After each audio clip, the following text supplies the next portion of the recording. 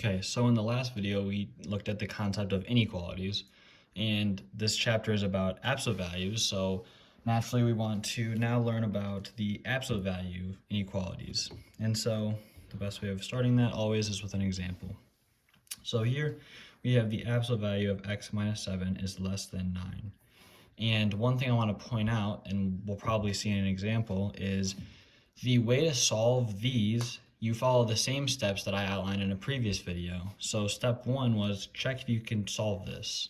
And before it was checking if our absolute value was equal to a negative number. And now it's going to be this very similar, except an absolute value is less than a negative number. It's the same concept. An absolute value it gives a distance, and a distance cannot be less than a negative number because that would mean the distance is negative. And same with equaling a negative number. However, you can have a greater than negative because an absolute value is a distance, and distance is always greater than a negative number. So some things to keep in mind and look out for. But this is not negative, and we can solve it. So with that, we do the same technique as we would have done in the previous videos. We set up one equation that has x minus 7 less than 9. The same thing with the absolute value bars dropped. Now, our second equation is going to be very similar, again, how we set up before, but you want to flip the absolute value bars and make the number negative. So that's our additional step from our solving inequalities, is flip the sign, or flip the absolute value symbol, and then also flip the sign of this number. And so with that, the next steps are exactly the same as before. Solve as you would any algebraic equation or inequality. So you add 7 to both sides.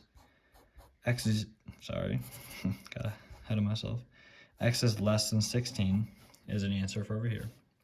And then we both add 7 over here, and you get x is greater than negative 2. And so with that, we have two inequalities for x. But except for last time, we would have two values for x that were, distinct, explicit values that x could take. Now these are going to be, intimately related in how the range of x values that can work to solve this inequality. Sorry. And so what's going to really help us, visualize this is always graphing our solutions, which you most likely will always have to anyways. So let's go by twos, 4, 6, 8, 10, 12, 16, 14, 16. All right, we need to extend a little bit. And then negative 2. So here's 16, sorry about that. But, yeah, whatever, let's just draw a new one. So 0, 2, 4, 6, 8, 10, 12, 14, 16. Cool. 0, negative 2. All right. Now again, since these are just less than and greater than, they just get parentheses. So we find our bounds. Here is negative 2, so we're going to write a parenthesis there, and 16, we're going to write a parenthesis there. And from our last video, we saw that we had a bound of 5, and that's it. We didn't have two distinct inequalities, so it just went on forever. Now we have two distinct inequalities. So one of these is going to act as the lower bound, being negative 2, and one of these is going to act as the upper bound, being 16. So when you do this, you're just going to connect these with a line. And this line now signifies that as long as you choose an x value that is in between negative 2 and 16, your inequality will be satisfied. And so we can check that really quick. Let's say we choose 4. 4 minus 7, absolute value is less than 9. Solving this will give us negative 3. However, taking the absolute value just gives us 3 is less than 9, which is true. So now we've kind of shown that it is true that the answer we found works. And so anything in this range works to solve this absolute value inequality. And so that's the process of setting it up. Now, a few rules I want to point out. A big one is if you multiply by a negative, multiply or divide by a negative number,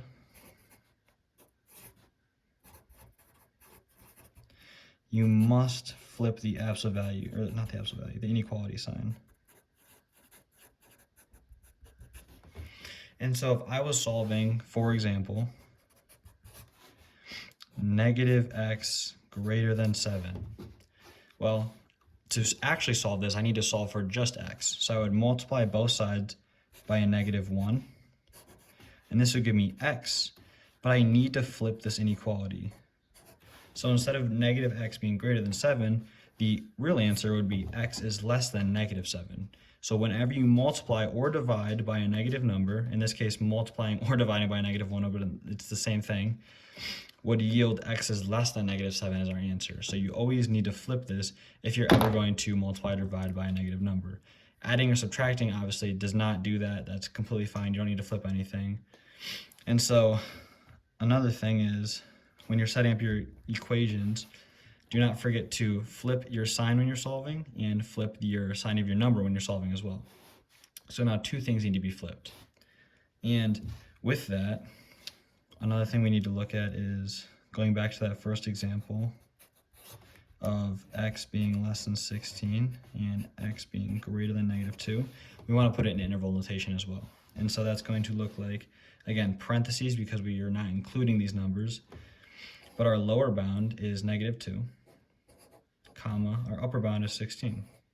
And so this would be our answer in interval notation.